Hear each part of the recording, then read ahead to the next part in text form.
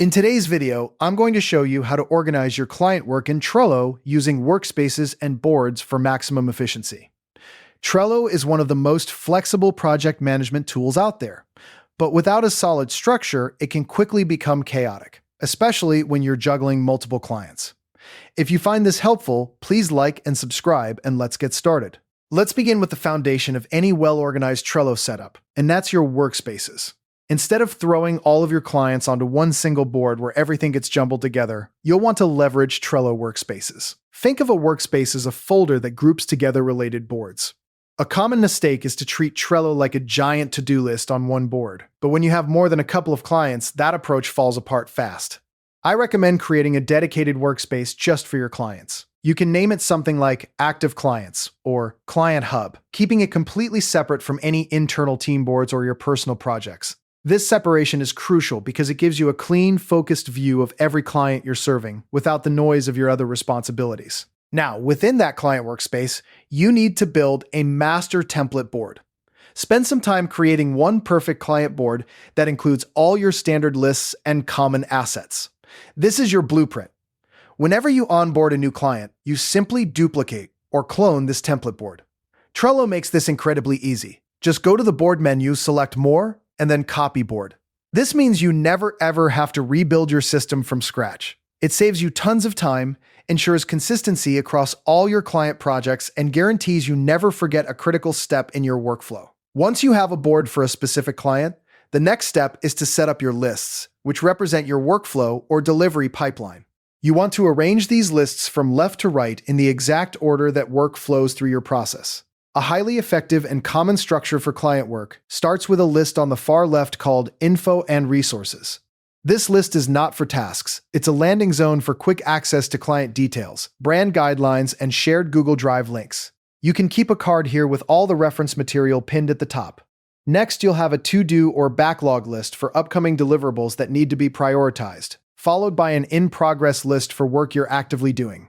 Then comes client review for items you've sent to the client that require their feedback. And finally, a done list for completed and delivered assets. Mirroring your real-world process in your board layout makes it immediately obvious what needs attention and where things are stuck. Now let's talk about maximizing the power of individual cards. Treat every single deliverable as its own card. If you're designing a social media graphic, writing a blog post, or editing a video, that's a card.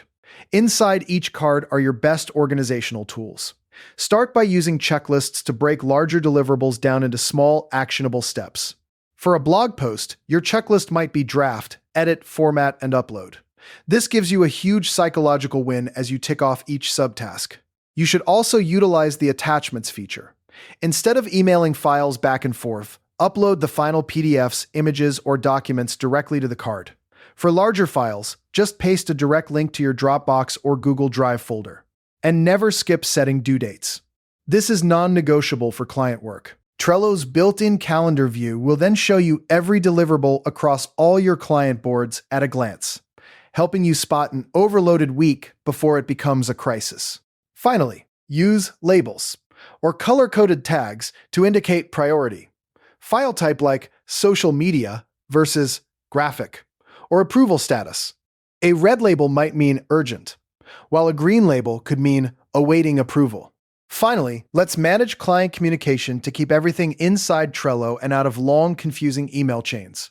The comments section on each card is your best friend here. Use it to request client feedback or record meeting notes immediately after a call. You can tag team members or your client by using the @ symbol followed by their name, and Trello will send them a notification. This keeps all context attached directly to the deliverable. To close the loop, invite your clients as members of the board or specific cards. This way, they can see progress in real time, leave their comments, and download final deliverables without you having to juggle attachments. It gives them transparency and trust, and it saves you from constantly answering "what's the status" emails. By now, you should have a fully structured Trello system with a dedicated client workspace, cloned template boards, a clear workflow pipeline, detailed card management, and streamlined client communication. The biggest benefit here is reclaiming your mental energy and time because you're no longer searching for files or wondering what to do next. As a next step, I highly recommend setting aside an hour this week to build that master template board from scratch and then try using it for your next client. When you see how smoothly the process runs, you'll wonder how you ever managed without it. Thanks so much for sticking with me through this entire guide. If you found any value in today's video, hitting that like button is a small gesture that makes a huge difference in helping others find our content. We're always looking to grow, so please drop a note in the comments, whether it's a specific part you enjoyed or a suggestion on how we can level up our production. We read every single one, and your feedback directly shapes what we build next. Happy organizing, and I'll see you in the next tutorial.